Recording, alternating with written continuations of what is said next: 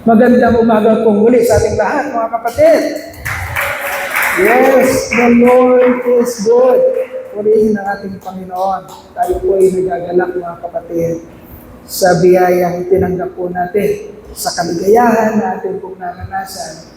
Nito pong natatapos natin ang anibersaryo, 42nd year of our church anniversary.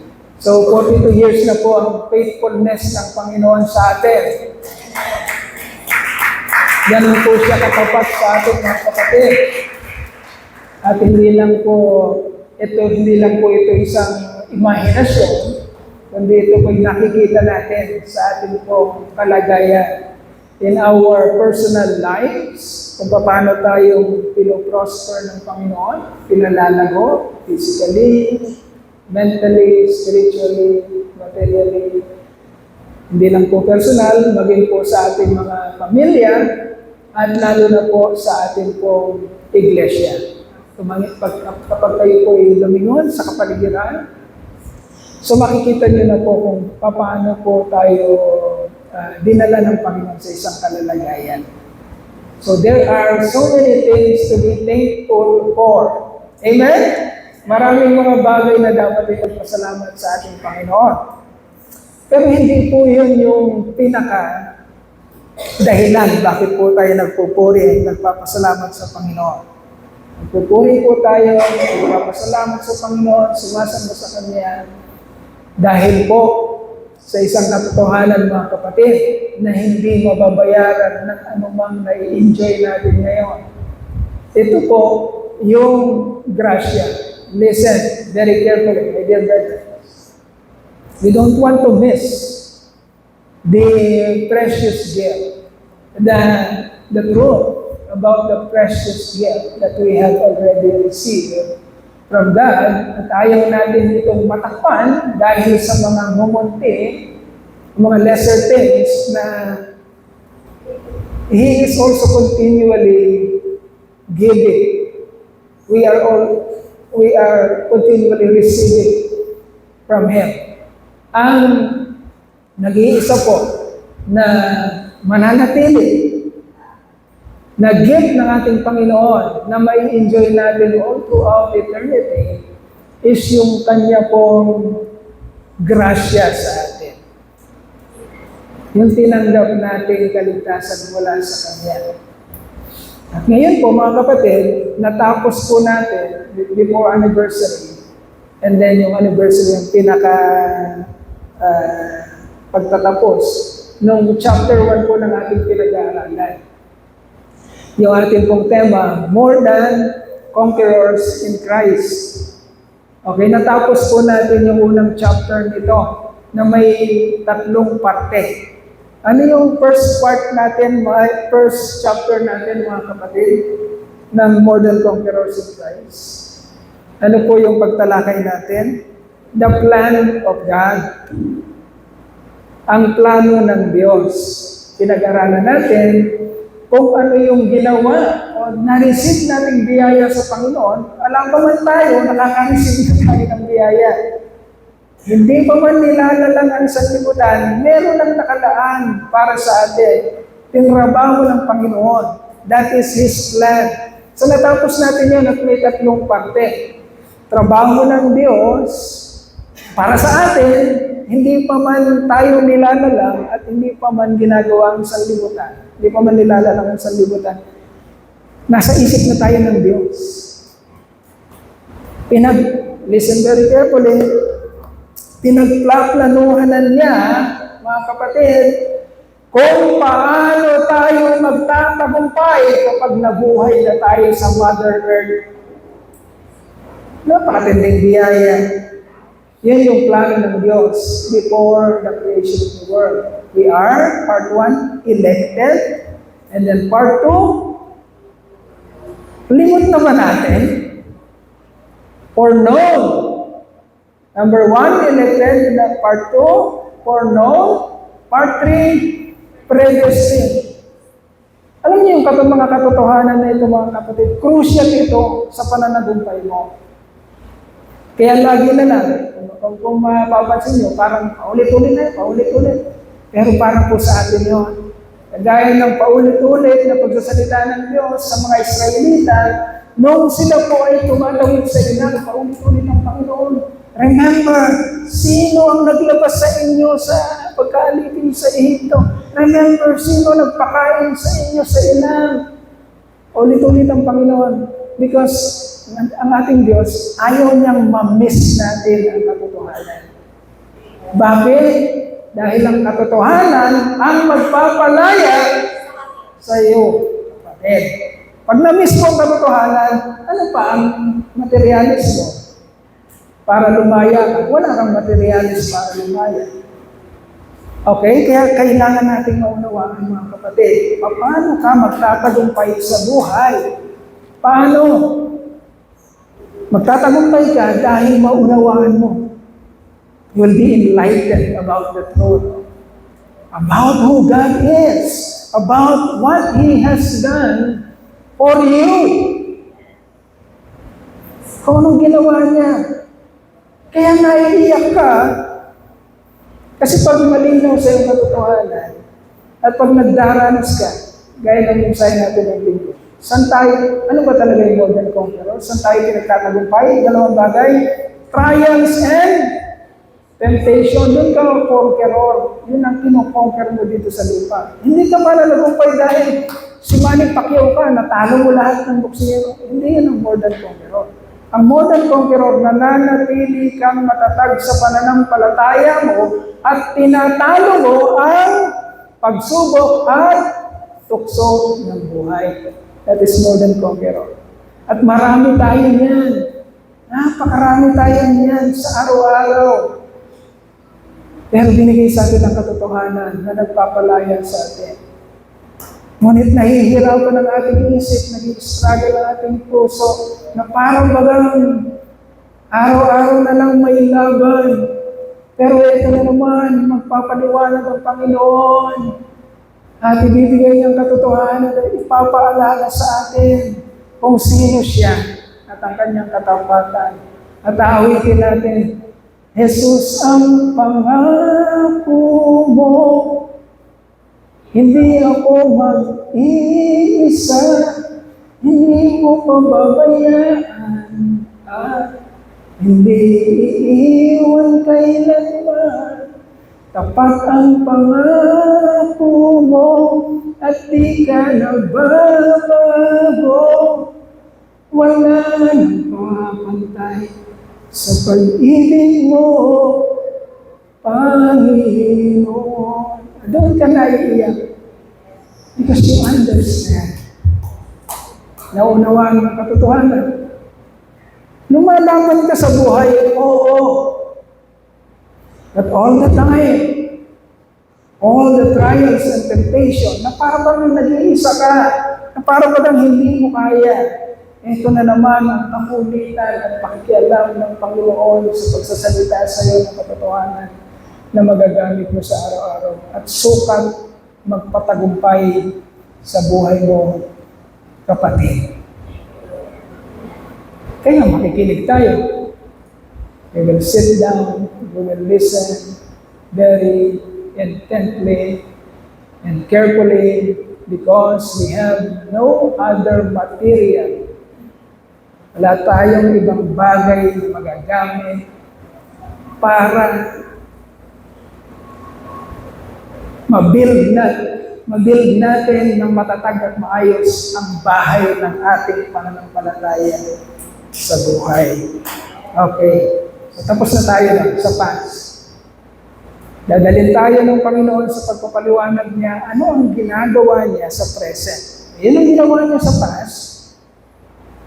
You are elected, you are foreknown, you are predestined. Ngayon, yung pinaplanuhan niya, i-execute na niya sa kapanahonan sa buhay mo. Ano ang ginagawa ng Diyos sa buhay mo ngayon na magpapatunay sa mga nababasa mo na isa ka nga sa hiniran ng Diyos, kinilala at itinalaga na sa kapanahunan mo ay magiging kamukha ka ng Panginoong Jesucristo. Okay? So we are studying now the message of chapter 2, which is the execution of God's plan. Brother Miguel.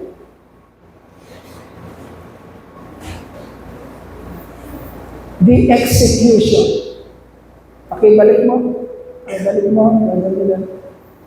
Yan.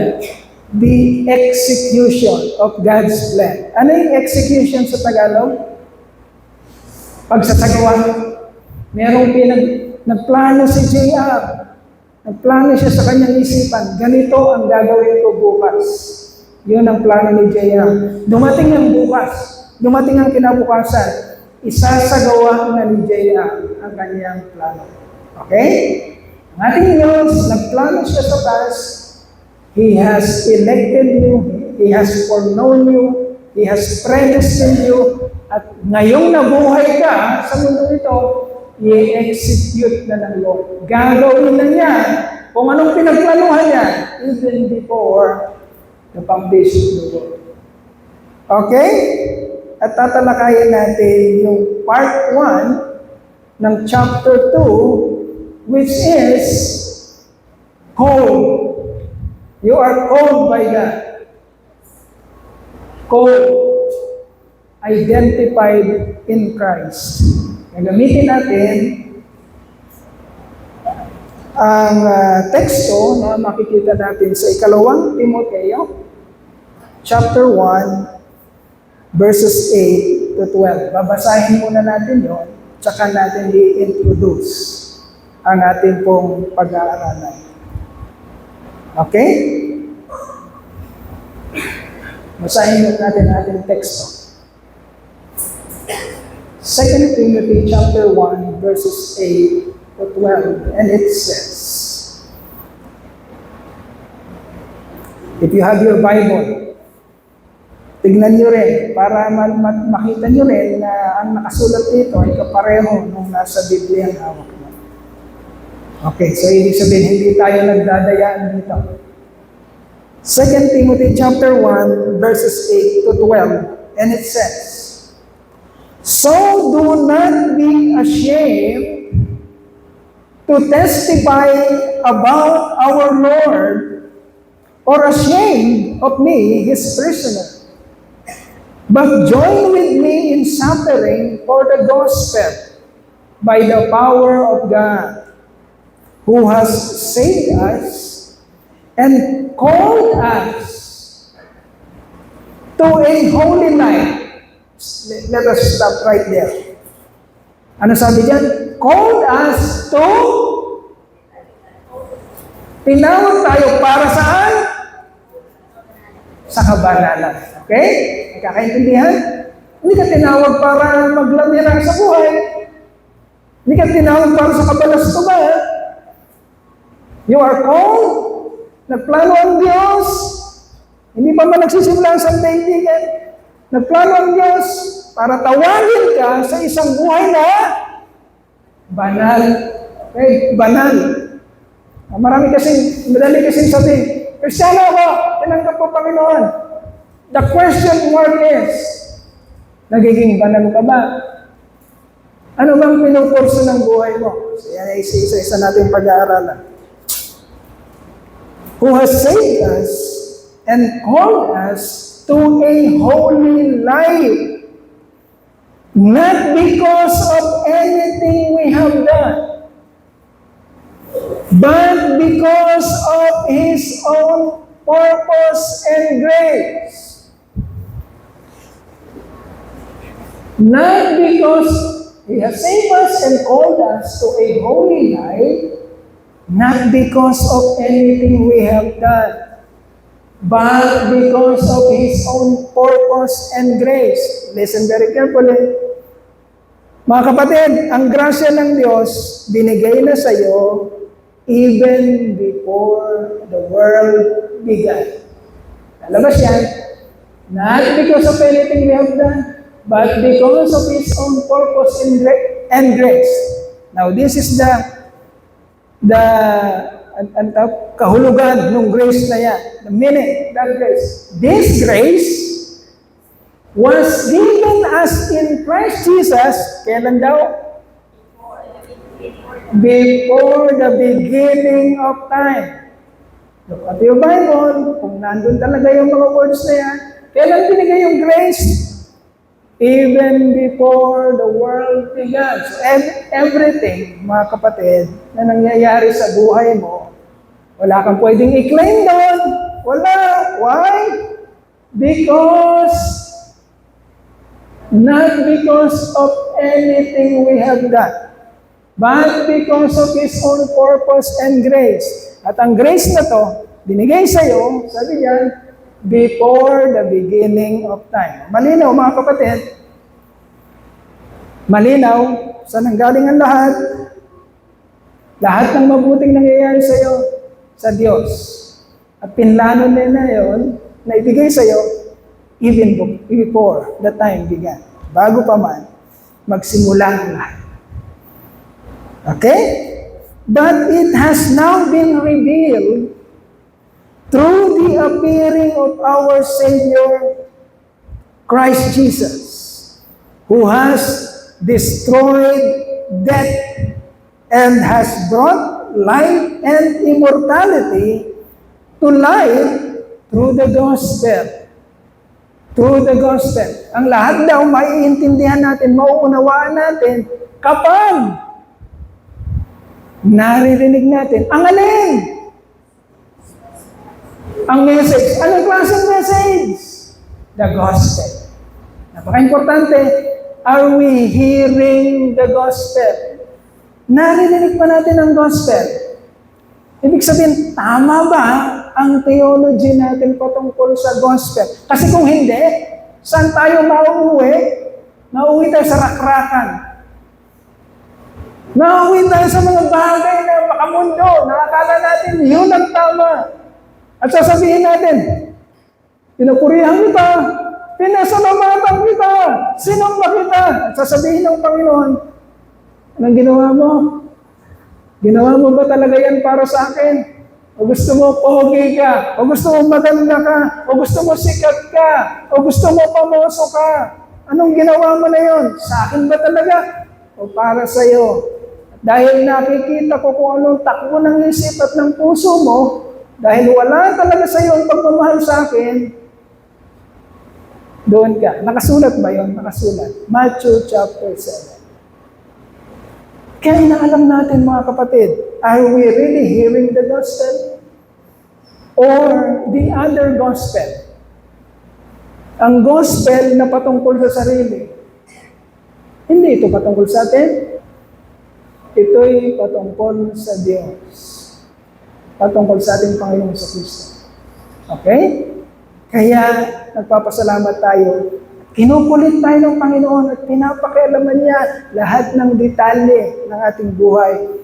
So we will not miss heaven. Hindi tayo magkakagulatan. Akala natin, heaven tayo. Lord, nangaral ako, Lord. Kita mo naman, nangaral ako. Sabihin ng Lord, I never knew you. I never knew you. Okay? So listen very carefully. It has now been revealed to the appearing of our Savior Christ Jesus, who has destroyed death and has brought life and immortality to life through the gospel. And of this gospel, I was appointed a herald and an apostle and a teacher. That is why I am suffering as I am. Tignan mo si Apostol Pablo. Sabi niya, I was appointed as a herald, as an apostle, as a teacher. And because of that appointment, I am now what? Suffering. Sabi niya, suffering. Because God appointed, elected, foreknown, predestined, appointed, called, Apostle Paul to be a herald, an apostle, a teacher, to suffer for a while. Okay? Mga kapatid, tinatanggap ni Apostol Pablo na magsasuffer siya. Ano sa suffer sa Tagalog? Magdurusa. Tanggap niya yun. Kasi ang maliwanag kay Apostol Pablo na ang kanyang pagdurusa ay for a while. Ibig sabihin, pansumandali. Anong tumatakbo sa isipan ni Apostol Pablo? Saglit lang to. Ang naghihintay sa akin is eternity. Are we in the same frequency or are we in the same perspective na tinatanggap ng mga nagtatagumpay na mga apostol? Kaya sila nagtatagumpay sa tukso? Kaya sila nagtatagumpay sa pagsubok? Kaya natatanggap nila kung ano mang hirap na dinaranas nila para sa kanilang pananampalataya? Are we in the same frequency? In the same perspective? Na, di bale, kahit magdusa akong pansumandali sa mundong ito, pero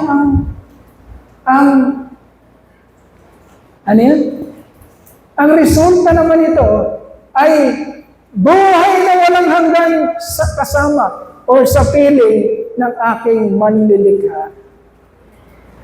Are we longing for that? Yan ba yung takbo ng isip natin? Or iiwanan natin si Jesus Christ?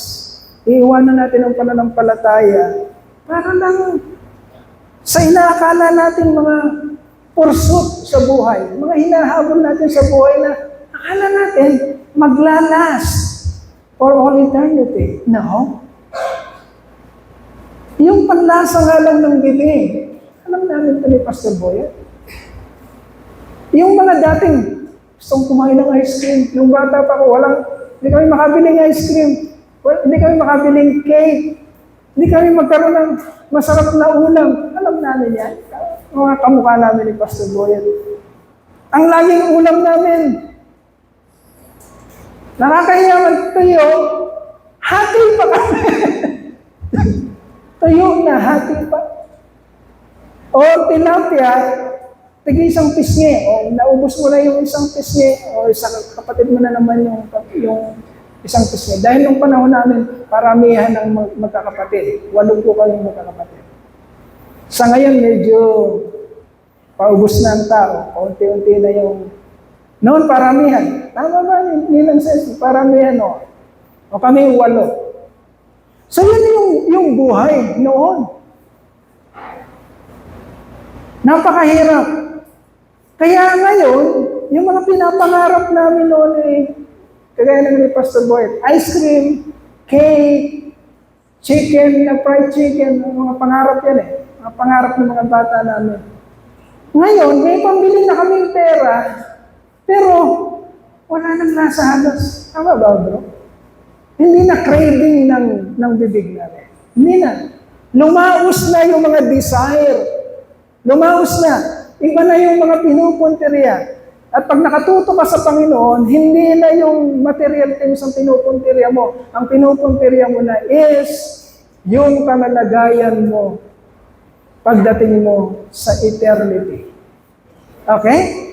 Kaya yung iniisip mo, iiwanan mo ang Panginoon dahil sa mga pursuit mo sa buhay na akala mo magpapaligaya sa iyo, akala mo magbibigay ng masarap na lasa sa iyo, kapatid, nilipas yun.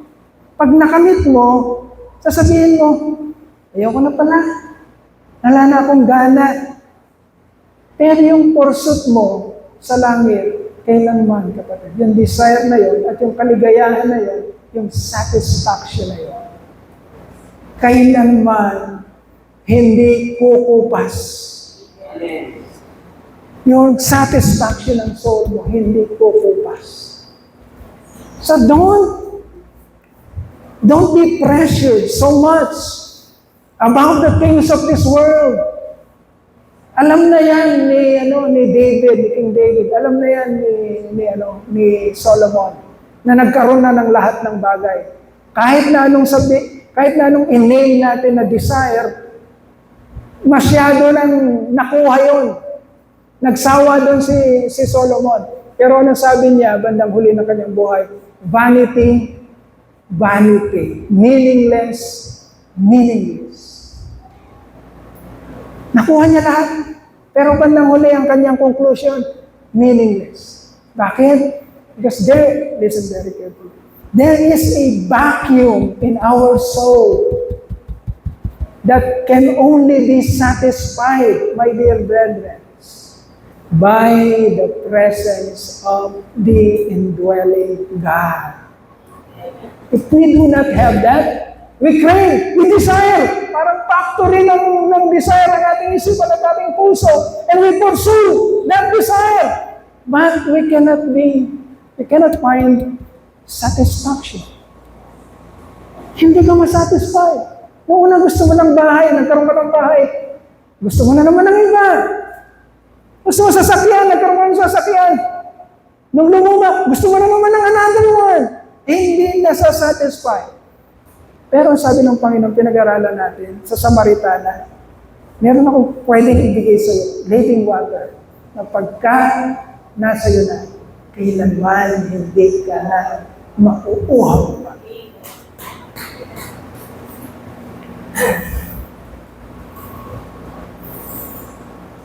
And of this gospel, I was appointed a herald, an apostle, and a teacher.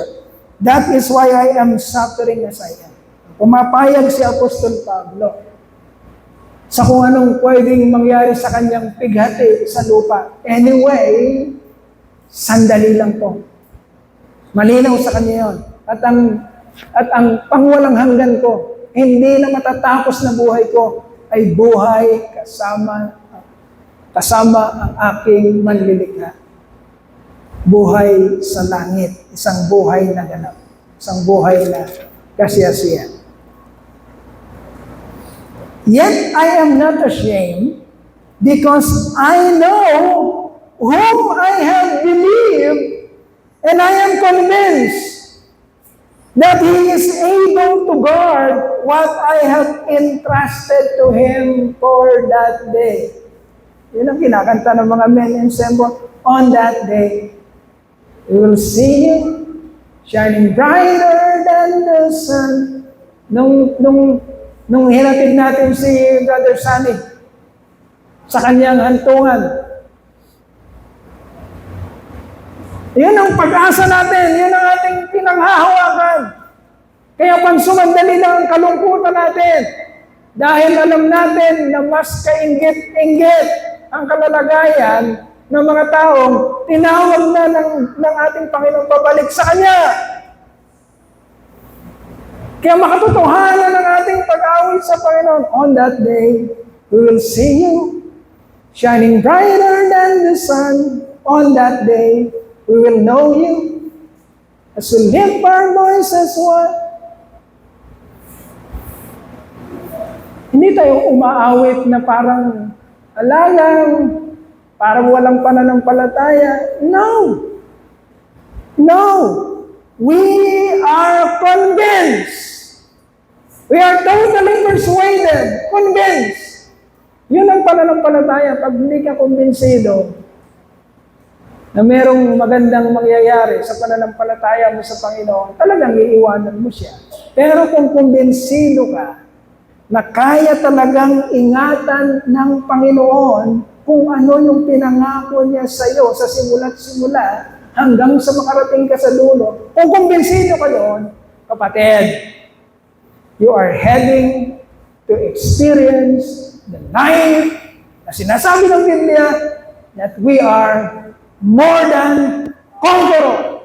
Amen. You will conquer trials and you will conquer temptation. Ano bang i-offer ng mundong ito? You will conquer that. Why? Because you are so convinced. Persuaded ka. Yun ang pananampalataya. Faith is the substance of things hoped for. The conviction of things not seen. Mga bagay na hindi mo nakikita, na para bang hawak mo na. Yun ang pananampalataya. Kung hindi ganun ang pananampalataya mo, ay iiwanan mo talaga ang Panginoon. Iiwanan mo talaga siya. Kasi wala ka naman talagang tiwala at paniniwala sa Kanya. Mapalad tayo, mga kapatid. Mapalad tayo. Kinukulit tayo ng Panginoon. Pinapakialaman ang buhay mo. Kasi kung hindi ka pakikialaman, sino ka? Nasaan ang galing mo?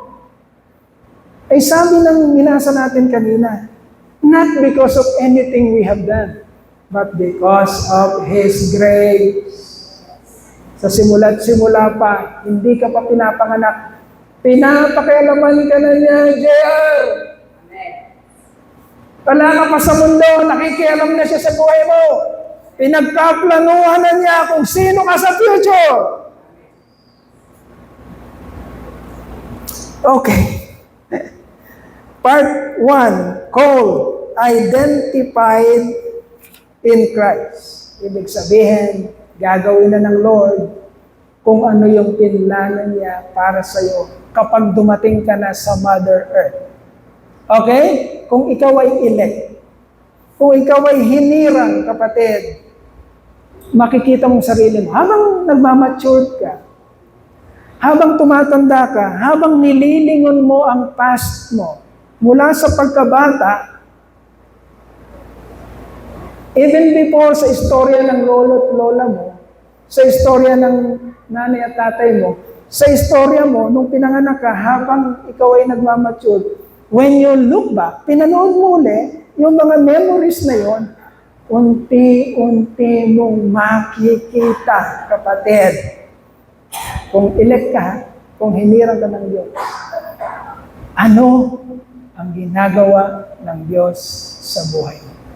How He, our God, is preparing intricately, ibig sabihin carefully, para maitaguyod ka niya at maitatag ka niya isang araw at makikita ang buhay mo that you are really conquering this life.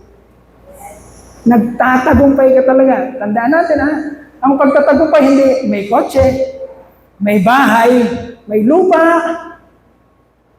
presidente, gobernador, mayor, hindi yun. Si Jesus Christ, karpentero Tama? Hindi naman siya naging gobernador, hindi siya naging emperador. Karpentero siya. Ang tanong, more than conqueror ba si Jesus Christ?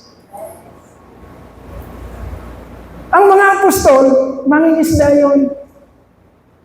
Okay? Pero sino yung pinag-aaralan nating buhay ngayon? Kanino tayo nakukumbinsi? Doon sa mga taong simple lang. Hindi naman tayo nakukumbinsi sa mga buhay ng mga taong emperador nga. Ano namang kabalastugan ang ginawa sa buhay? Ang more than conquerors, mga kapatid, ito yung mga taong ginagamit ng Diyos. Pinagplanuhan ng Diyos ang buhay para magtagumpay sila dito. Magtagumpay sila sa kasalanan at sa lahat ng pagsubok na darating para maitanghal sila ng Panginoon isang araw para sa kanyang kaluwalhatian, para sa kanyang kapurihan. Paano mapapapurihan ng Panginoon sa isang? Kunyari mo, ganito lang pala ang plano. Basta yan, si Doy, ano ko yan hinirang ko yan. Foreknown ko yan. Predestined ko yan. Basta yun. Hinirang ko yan. Kaya kahit na anong gawin yan ni Doy, pagdating dito, sa akin yan. O di hinirang. Hinirang kunwari si Pastor Doy. Yun lang, ganun lang kababaw. And then, nung hinirang si Pastor Doy, ang pinagkagawa ni Pastor Doy dito, double life. Double. Ibig sabihin ng double life. Kunwari, magaling. Mga kapatid, magtiwala kayo sa Diyos. Tapat siya. Maaasahan niyo siya. Bigay niyo lang ang inyong tiwala sa Kanya, mga kapatid. Holy-holy si Pastor Doy. Sa mukha. Sa harapan. But yung double life ni Pastor Doy, nung wala na, hindi na nakikita ng iglesia. Aba, meron pa ng ibang buhay si Pastor Doy. na nakatago? Pero meron pala siyang ginagawa na iba na hindi nakikita pag siya ay pastor na parang holy. Yun pala si Pastor Doy, double life. Ngayon, namatay si Pastor Doy. Pagkamatay niya, ang magiging dahilan lang, papapasokan niya. Sino ba yung nasa labas ng pintuan ng langit? Papasokan yan. Si Pastor Doy yan eh. Hinirang ko yan. Sabihin ng mga angel,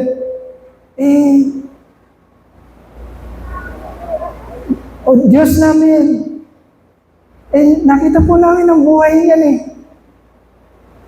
3 po ang asawa niyan eh. Ano ba? Hinirang ko yan. Ano ba kung 3 asawa? Papasokan yan. Glory ba ng Lord yun?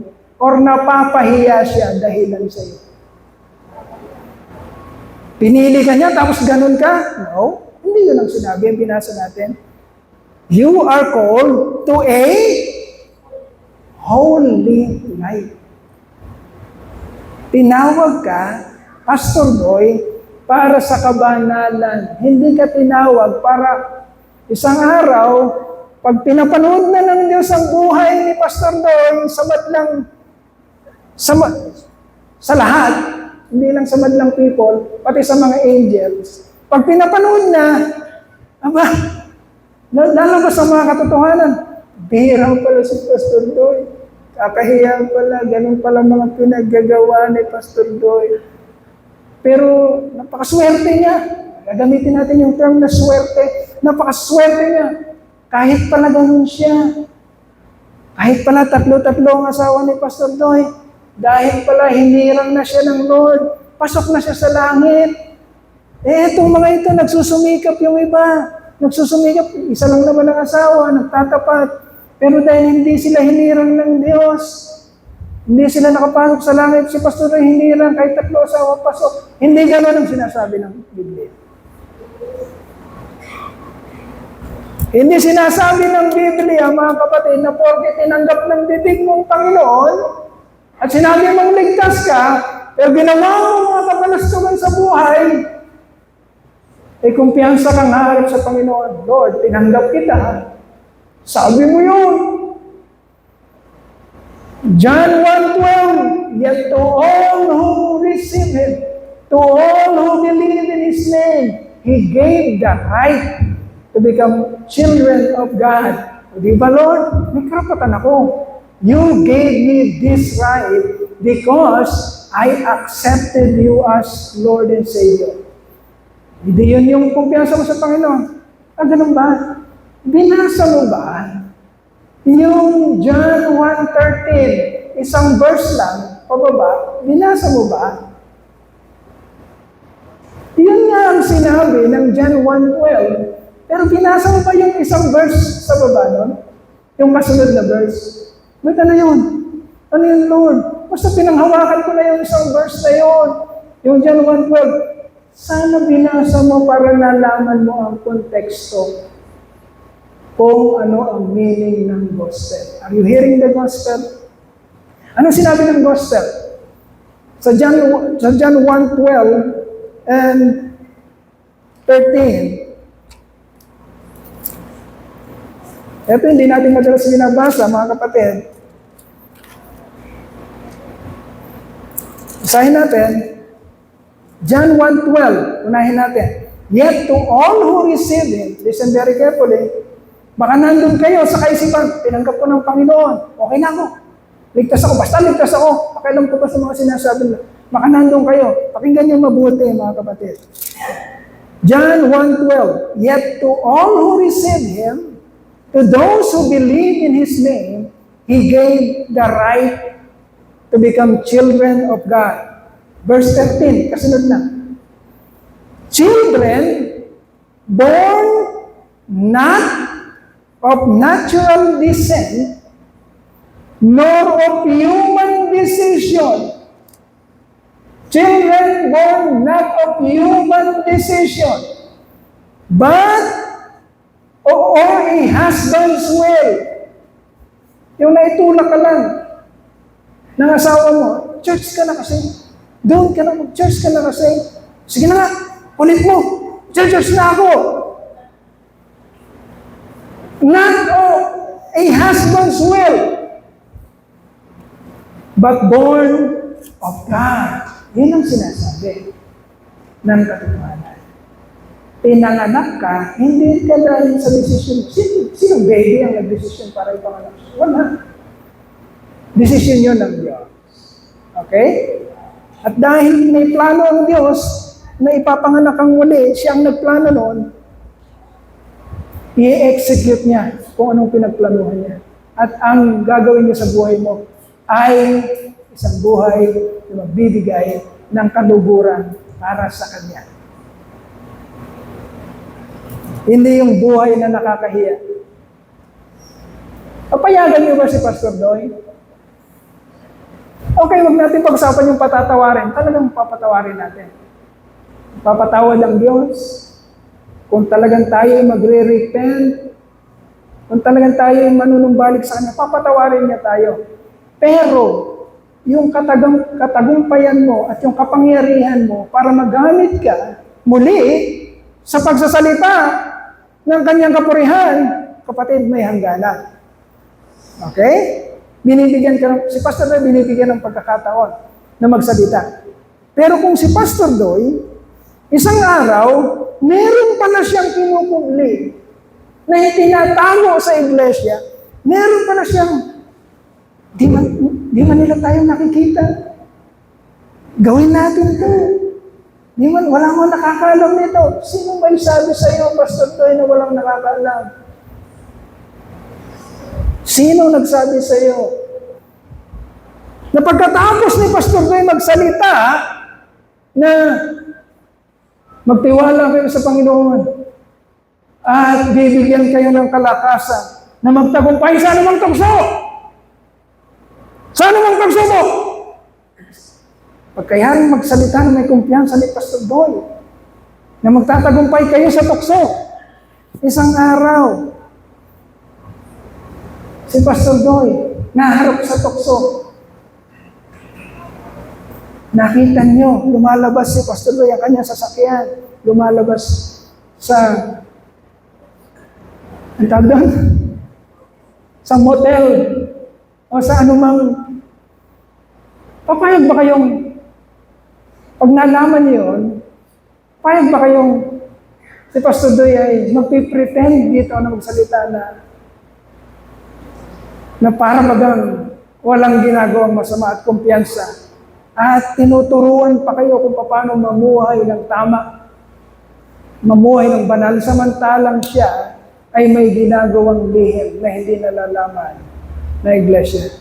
Mga kapatid, pag nagkaganon si Pastor Doy, huwag kayong papayag. Nagkakaintindihan, mga kapatid? Huwag kayong papayag. Natatayo pa siya dito. Patawarin mo siya, pwede? Pwede. Pero para pangunahan kayo sa pagtuturo kung anong tama o mali, nawawalan na ng karapatan, nawawalan na ng kapangyarihan ang paggamit ng Diyos sa taong kagaya ko kung gagawa ako ng kabalustugan sa buhay. Tandaan niyo yan, mga kapatid.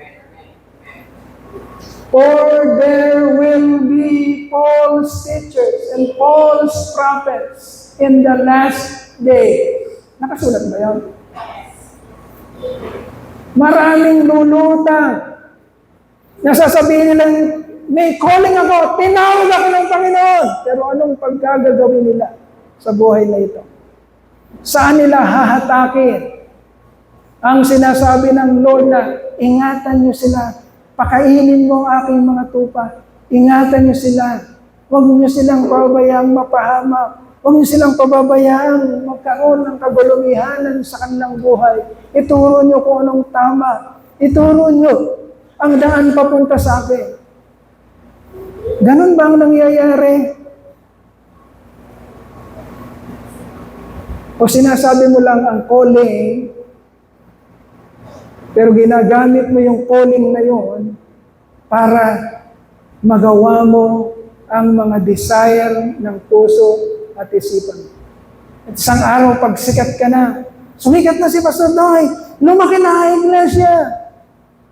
Sasabihin na ni Pastor Leo sa sarili, madami na akong ilan ba ang mga mga miyembro ko? Bilang, 8 milyon na kami Panalo na ako nitong senador. Hahabol na akong senador. Gagamitin ko na ang aking posisyon. Hindi ka na nahiya sa Panginoon Kristo. Hindi ka na nahiya. Ang Panginoon Kristo, iniwan ang lahat ng glory, ang kasikatan, ang kapangyarihan, ang kayamanan, at nagpagapos dito at hinayaan ang sarili na sampalin, duraan, at hindi umimik. At ikaw, gagamitin mo ang posisyon na iniingatan ng Lord para sa kabanalan, para sa sarili mong kahangalan. Hindi ka Christ-like, Satan-like ka. Huwag kayong papadaya, mga kapatid. Huwag. Kaya kahit si Pastor Doy, babantayan niyo.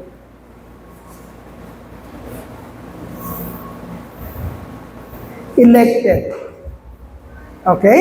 So this thesis, mga kapatid, yung binubuo nating thesis o pag-aaral is designed to help us as believers of Jesus Christ and believers of the gospel of our Lord, ang mabuting balita, to be rooted deeply. Kaya lagi natin sinasabi, pag may makita lang ako nag-wonder na siya. Parang nawawala na yung pakikinig. Nakikialam. Meron akong divine indignation na. Please listen very carefully. Kasi 1 oras lang naman. Kasi pag na-miss niyo na, at hindi niyo na nasundan ng series, kakatamaran niyo na. Dahil hindi niyo na nakikilala yung bida. May pinapakilala kasi tayong bida, ang Panginoong Kristo. Pag hindi mo na nasusubaybayan ng serye ng buhay ng Panginoong Kristo, nawala ka na ng interest sa Kanya. At pag nawalan ka na ng interest sa Kanya, ipagpapalit mo na siya. At di ba pag sumubaybay ka sa ang probinsyano o teleserye, nakilala mong bida, pinagpapalit mo kahit na yung pagkain mo. Ayun, ang probinsyano na. Kakain na tayo, mamaya na yan. Probinsyano muna. Di ba ganon? Kasi, naano ka na, ikaw doon? Nahook ka doon sa serye. Yan, makinig tayo mabuti. 1 oras na kada linggo. Okay? Designed to help us. Tinutulungan tayo as believers of Jesus Christ and the believers of gospel to be rooted deeply. Mabaon ng malalim ang ating pananampalataya about the truth of God's unfailing love to His elect. When we say unfailing love, ano sa Tagalog? Hindi nagmamaliw. Mas malalim pa rin yung Tagalog na of His unfailing love. Tinuturuan tayo ng pag-aaral natin nito na talagang maunawaan natin, matutunan natin gaano katindi ang hindi nagmamaliw na pag-ibig ng Diyos. Alam niyo, ang isang magulang, kaya lang niyang bantayan ang kanyang anak pag nakikita niya. Tama? Kaya minsan yung ibang magulang, ayaw magtrabaho. Kasi masyado siyang nagkikare sa kanyang anak. Binabantayan niya, ayaw niyang ibigay sa mga helpers. Kasi sarili niyang babantayan. Kasi masyado siya nagkikare sa anak kung anong mangyari. Kasi pag nasa trabaho siya, hindi naman niya napipigilan ng sarili niya na isipin yung anak niya, pero hindi niya nakikita. So nag-aalala siya. So nagde-decide siyang tignan. Pero kahit na ganon, hindi pa rin natin talagang kayang bantayan ang mga anak natin sa lahat ng pagkakataon. Not 24/7. But God's unfailing love for us, mga kapatid. Grabe yun.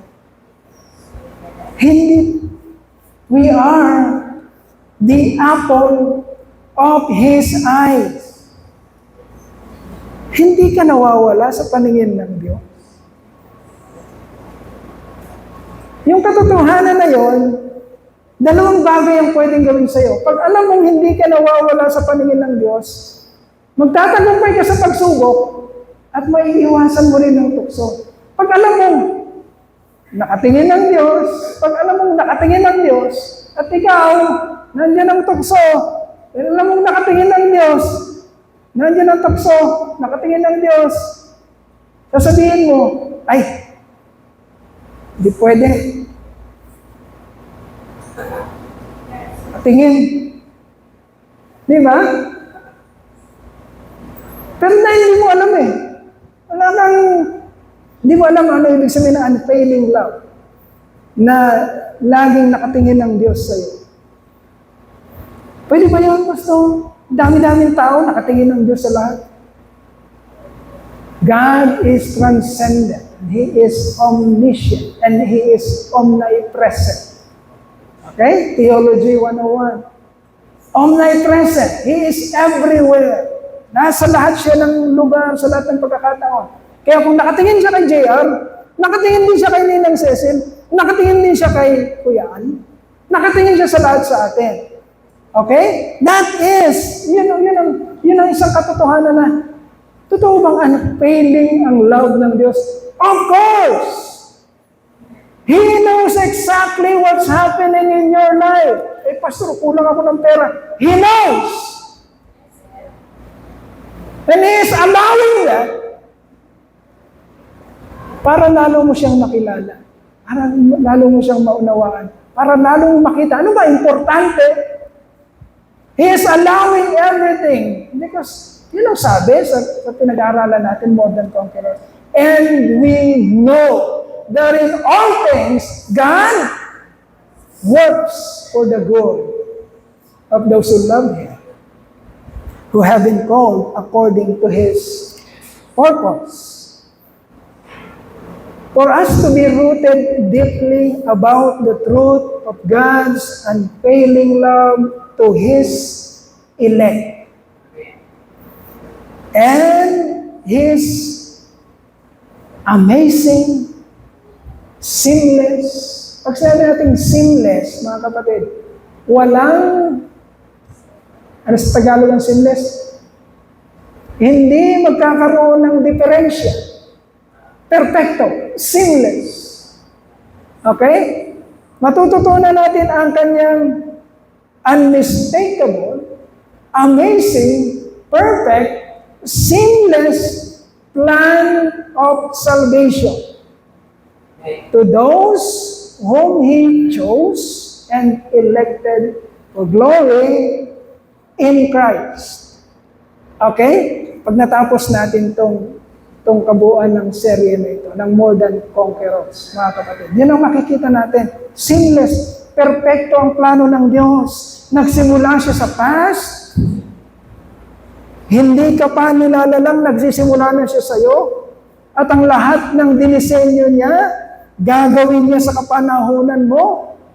At gagawin kanyang kapatid, seemingly, hindi ka karapat-dapat, but seemingly karapat-dapat para dun sa future, which is glory, kasama ng Panginoon. This thesis will also help us to define the true meaning of faith. Yung tunay na pananampalataya. Kasi medyo parang lumalabas na tayo sa meaning ng pananampalataya. Parang ang pananampalataya sa atin is, nananampalataya ako na magkakaroon ako ng magandang bahay. Nananampalataya ako na magkakaroon ako ng magandang sasakyan, magandang trabaho, magandang pamilya, magandang puro pang sarili. Hindi yon. Pwedeng irigalo sa'yo ng, okay, maglinawan tayo. Hindi naman masama yon. Pwedeng irigalo sa iyo ng Panginoon kung ano man yung magagandang bagay dito sa buhay nito. Pwede. Pwede kang magkaroon ng magandang bahay. Pwede kang magkaroon ng magandang sasakyan, ng magandang buhay, magandang trabaho, magandang businesses. Pwede naman. Pwedeng irigalo. Pero hindi doon ginagamit ang faith. Okay? Saan ginagamit ang faith? Saan? Hindi salita ng Diyos. Sabi sa mga naka-attend nung Thursday, eto ang sinasabi patungkol sa faith. Consequently, faith comes from hearing the message. Saan daw galing ang pananampalataya? Hearing the message. Ibig sabihin, pag wala kang naririnig, or kung mali ang naririnig mo, tutubuan ka ba ng genuine faith? No. Faith, consequently, faith comes from hearing the message of God. Hearing the message of Jesus Christ. Ibig sabihin, ang materialismo na gagamitin para magresulta ng pananampalataya ay ang kung ano ang sinasabi ng word, ng salita. Kaya pag sinabi ng salita, sinabi ni Jesus Christ, in this world, you will have troubles. Pag sinabi ng word, sa mundong ito, sa buhay na ito, magkakaroon ka ng kapighatian. But behold, sabi ni Jesus Christ, I have overcome the world. Doon mo ibabase ang pananampalataya mo. Hindi yung, wala ka namang naririnig, wala ka namang nababasa, biglang, kakaroon ako ng magandang buhay. Kakaroon ako ng sasakyan. May pananampalataya ako at malakas ang aking pananampalataya. Magkakaroon ako ng lahat ng yan. Mananalo ako sa loto. Dahil yun ang pananampalataya ko. Hindi ka pwedeng humugot ng anumang sinasabing pananampalataya na kinuha mo lang sa isip mo. Okay? Ang pananampalataya ay kung ano ang pagkaunawa mo, pinaunawa sa'yo, sa naririnig mo. Faith comes from hearing the message. Hearing the message. Okay, kaya maraming naliligaw. Maraming naliligaw. Sabi ng Lord, even pastors, sabi ng Lord, gagamitin niya ako bilang presidente ng Pilipinas. Sabi niya, mananalo ko. Humamol ng presidente. Pastor, ulela. Pero sinabi ng Panginoon, sinabi niya, yun ang pananampalataya ko. Sinabi ng Panginoon. Kaya lang hindi pwede, pag talagang sinabi ng Panginoon, sabi niya, pag ako nagsalita, sabi ng Lord, my word will not return to me empty. Hindi babalik sa akin ang sinabi ko na hindi nito ginagawa kung ano ang pinagplanuhan nito. Dahil ang sabi ng Panginoon sa Isaiah, ako ang nagsalita at ako rin ang gagawa kung anong sinabi ko. Nababasa niyo ba yan? Sinong pipigil?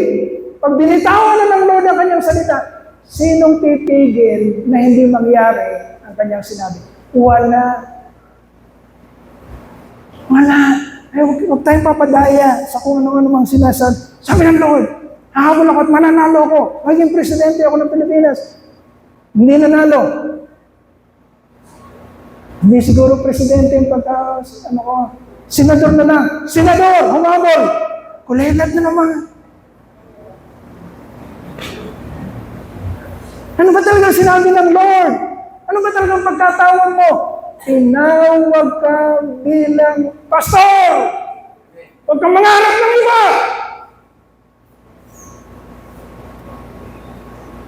Ang pagpapastor mo, ang pagkatawag mo, highest calling na yon.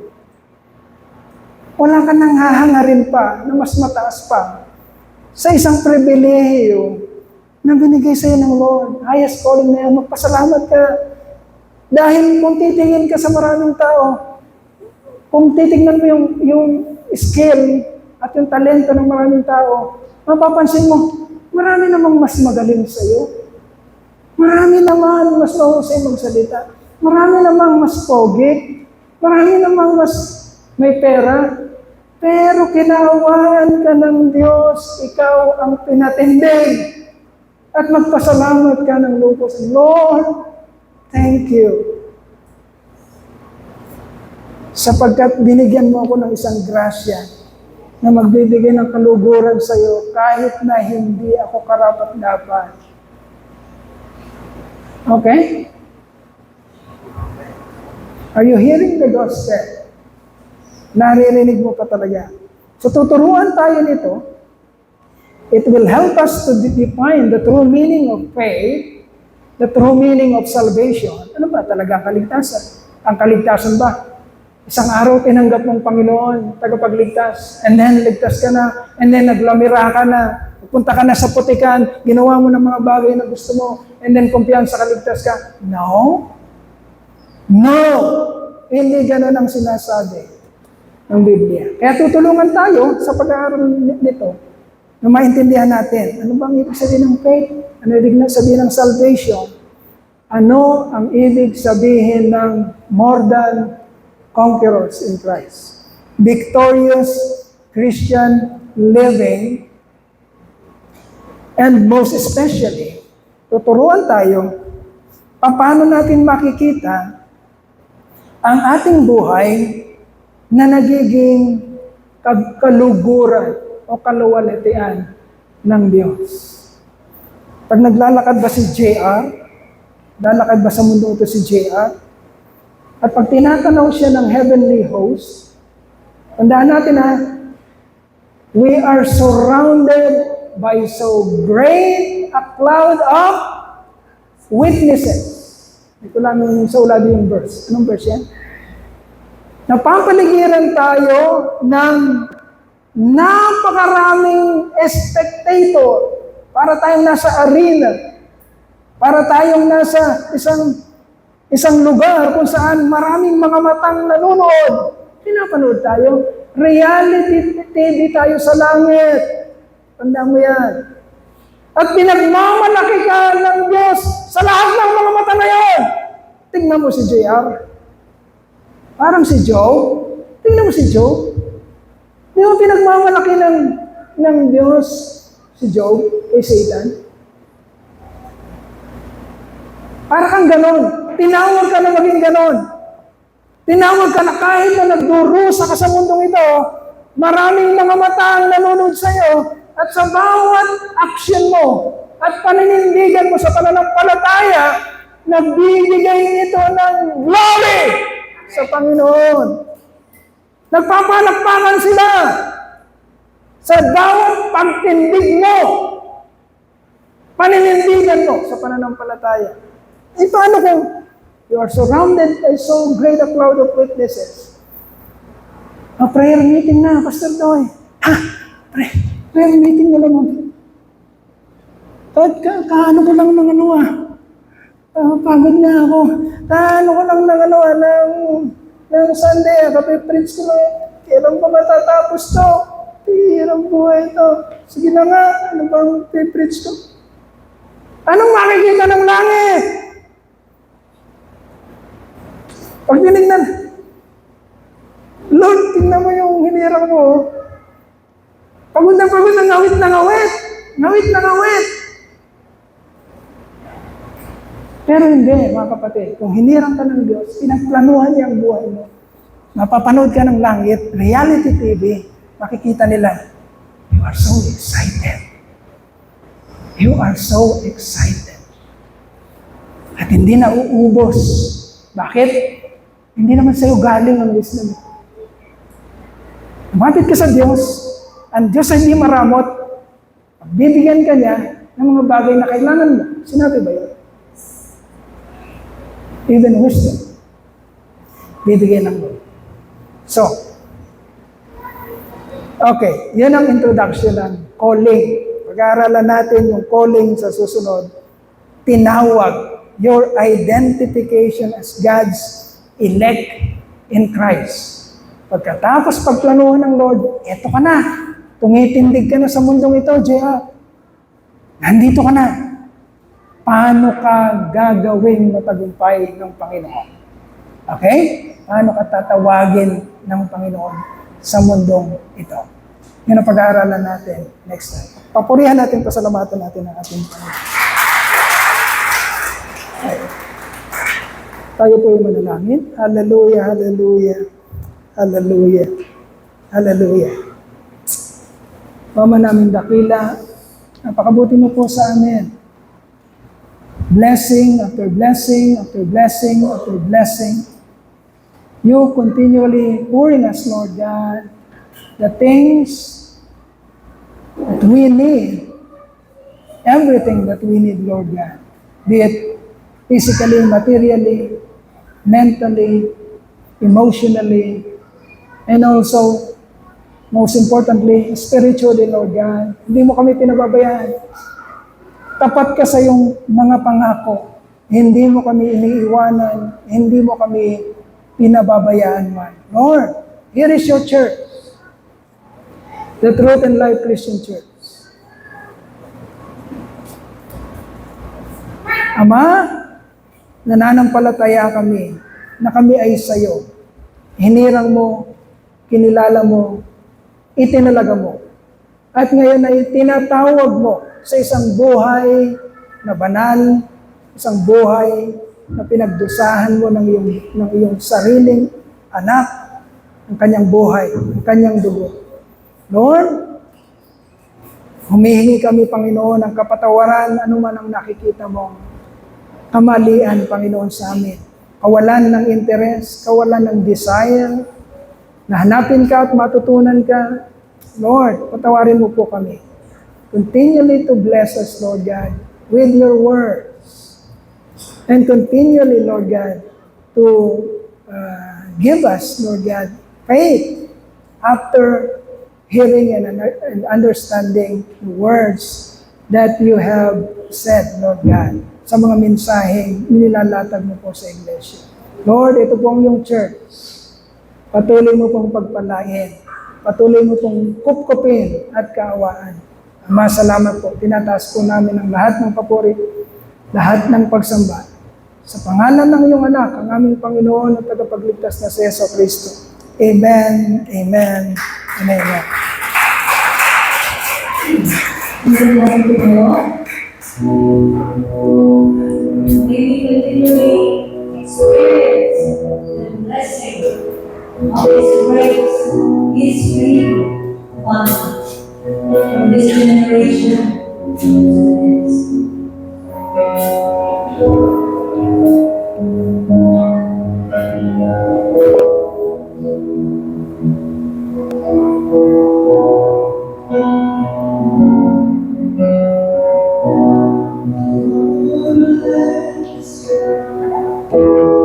And give you, make His face shine upon you, be gracious to you. The Lord turn His face on you and give you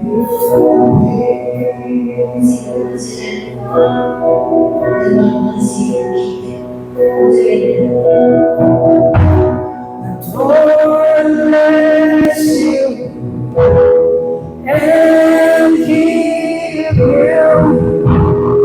Make His face shine upon you. Be gracious to you. The Lord turn His face on you and give you peace. Say amen. Amen.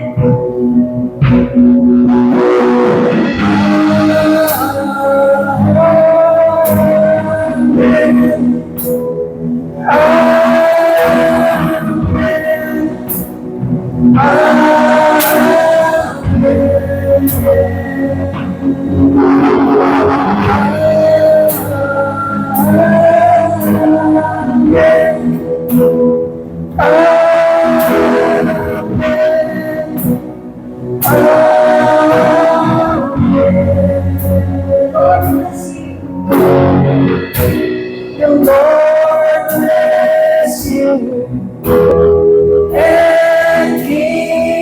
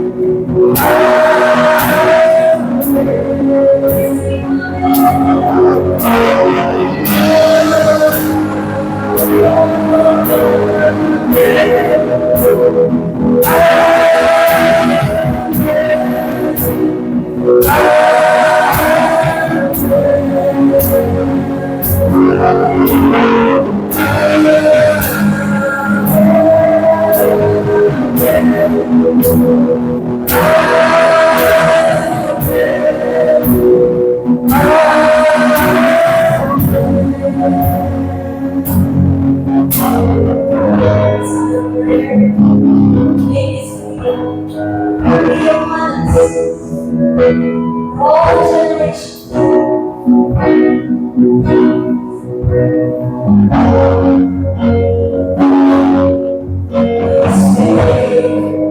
Be upon us and 1,000 generations.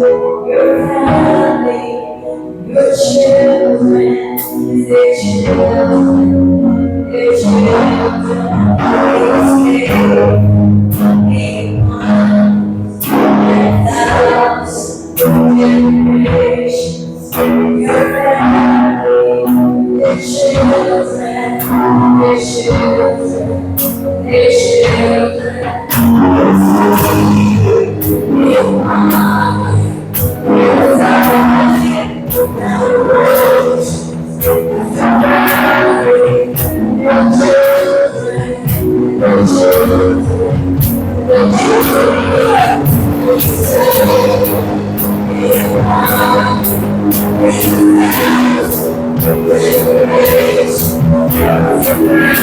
their children, their children,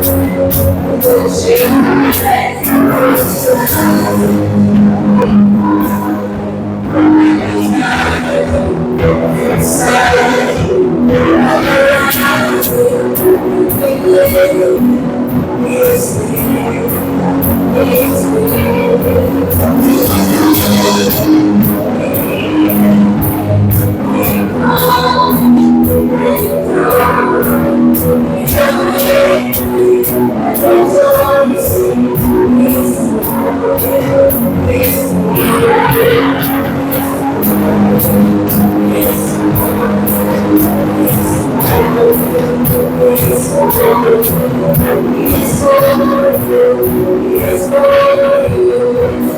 children. We agree.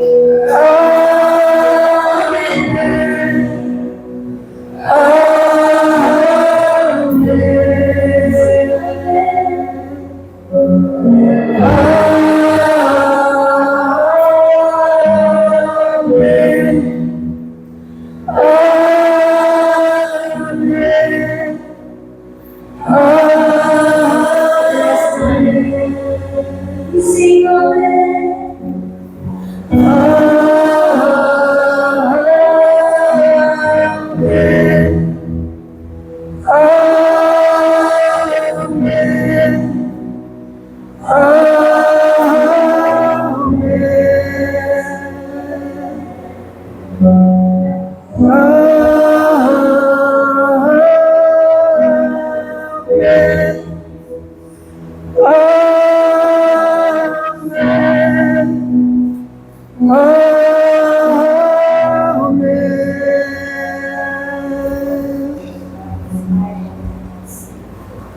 Itaas po natin ang ating Diyos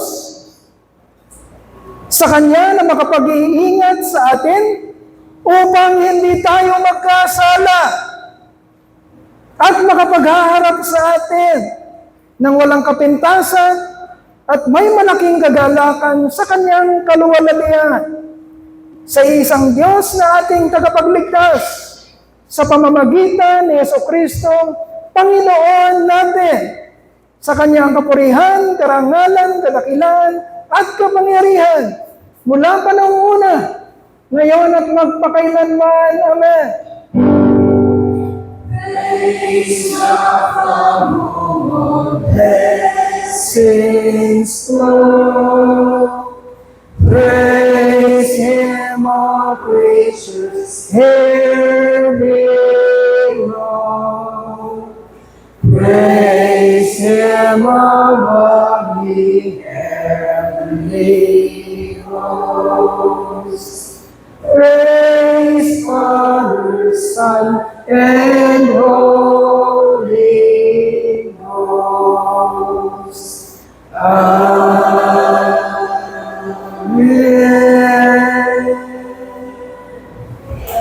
kaluwalhatian po para sa ating Panginoon, kapayapaan po at kaligayahan para sa atin. Magandang umaga po muli sa ating lahat, mga kapatid. Kabihan mo natin ang bawat isa. Iwan mo natin ang ating mga visitors, Cindy, at si Brenda. Sorry.